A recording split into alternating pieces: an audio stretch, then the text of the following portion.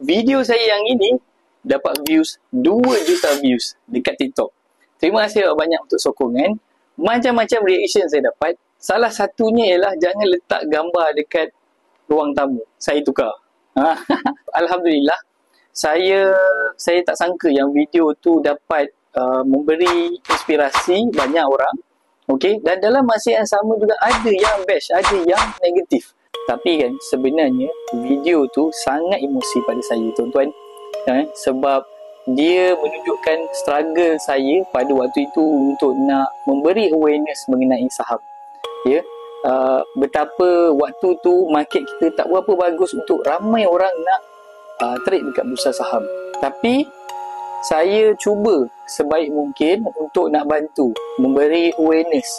Cuma saya tak naklah kelas tu sama macam kelas-kelas yang lain yang hanya untuk pergi kelas beramai-ramai lepas tu masuk dalam grup. Tidak.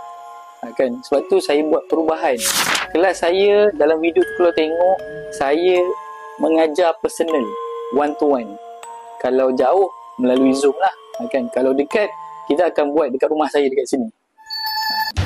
Jadi kepada yang tukang bash ni kan, tanyalah dulu, alright, kelas ni macam mana kan, masuk dulu tanya kan. Kalau kelas saya sama macam orang lain, ya, hanya untuk nak dapatkan keuntungan daripada kelas sahaja, then okay, you are free to bash. Macam mana pun saya tetap akan teruskan untuk memberi inspirasi.